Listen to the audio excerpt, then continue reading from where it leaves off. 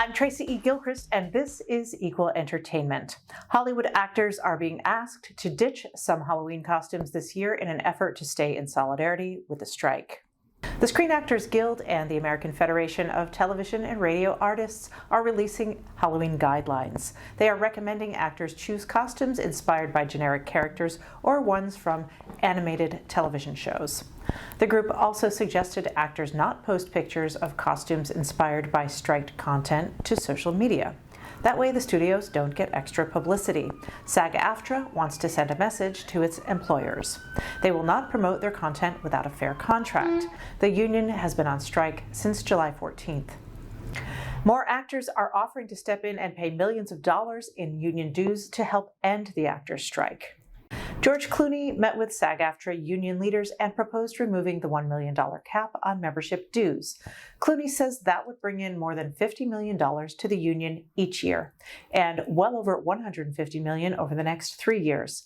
The move would also help bridge a gap in contract negotiations with studios.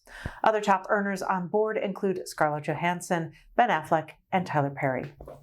She's not just a girl anymore. Gwen Stefani is now immortalized on the Hollywood Walk of Fame with her own star.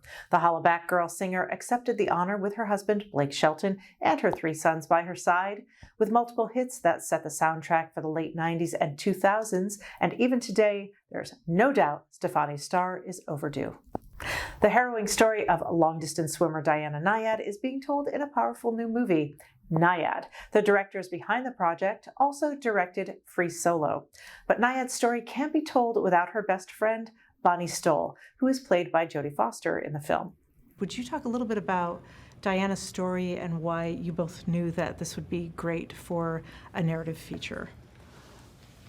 I think Chai and I have worked on, I think this is our 6th film, but, you know, our 6th film together. Chai's made more than me, but you know, I think after Meru and Free Solo and The Rescue, these stories about people pushing the edges of the human potential, that, you know, we'd love to explore that story and that idea with a female character. And you know, I think when we got the script about Diana and we read about this incredible feat, these challenges of sharks and jellyfish, and then the story of friendship that was intertwined with it, we knew that it was a really special story. And, you know, we both know that making films is really tough, but when you get a story like this, you're compelled to make it. And so we were really motivated. Wonderful. Well, thank you. And for you, Chai, Jimmy mentioned the friendship, which was on my mind.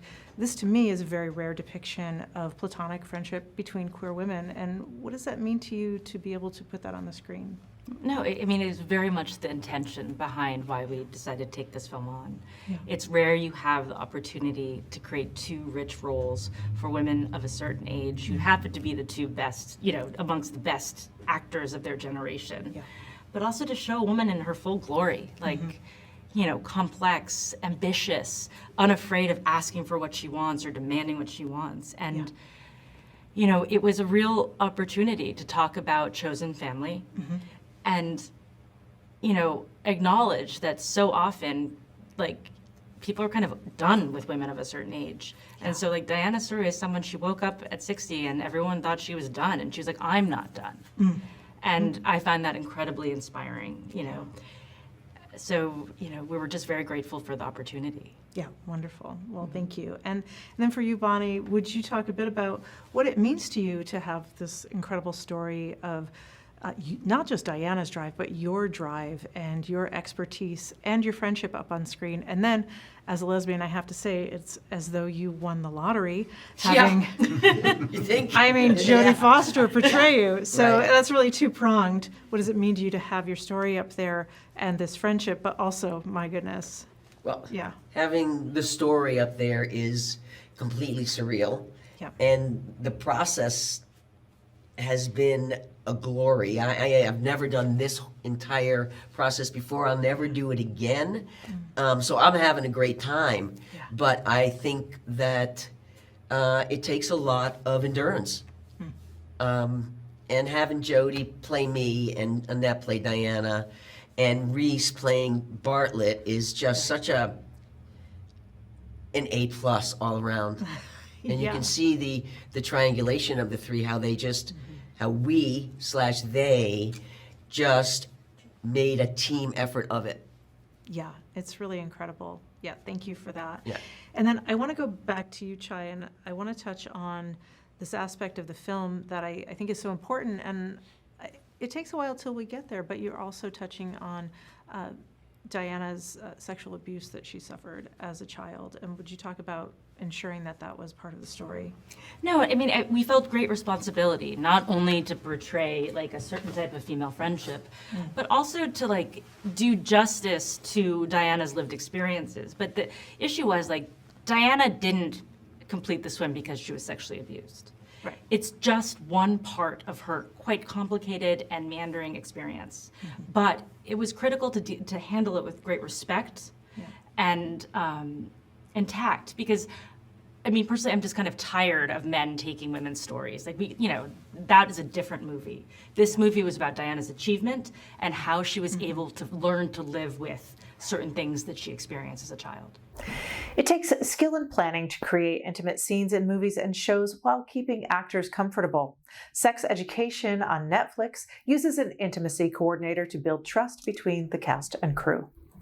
When you approach an actor for the first time, now there must be this, forgive kind of my meta use of this, but there must be a level of intimacy that they have with you at this point. But when you're first approaching someone, how do you create that trust? Yeah, I mean, it's the crucial point, really. I remember the first time I even met this cast, and I was nervous, of course. I'm nervous every time I meet like a new cast member because I care. And I think just being really honest and frank about what my role is and what I'm there to do, and my question to them is always like, well, how can I help you? How can I make sure that you feel comfortable in these moments, or what can I put in place for, so you can do these scenes just like any other. I think that's the main thing, and listening, and yeah, I think so. That is me. Yeah, I appreciate that. Well, you mentioned there are so many different kinds of pairings on this show, more so than possibly any other series on TV right now.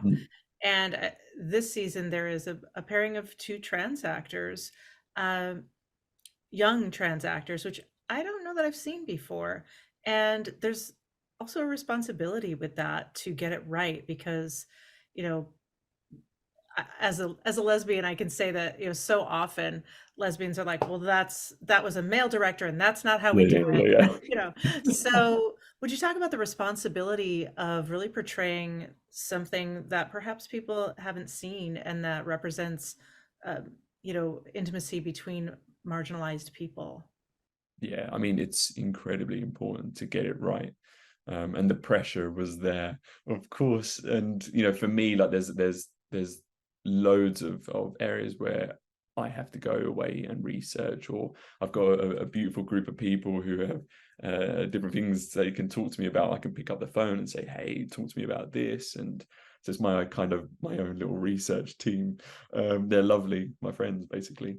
And I think the best thing about Sex Education is the writers team and the specialists they bring in to make sure it's realistic and it's believable and it's coming from the right place. You can watch The Advocate Channel live by downloading our app in the Apple or Google Play Store. You can also subscribe to our YouTube channel. For The Advocate Channel, I'm Tracy E. Gilchrist, and thank you for watching.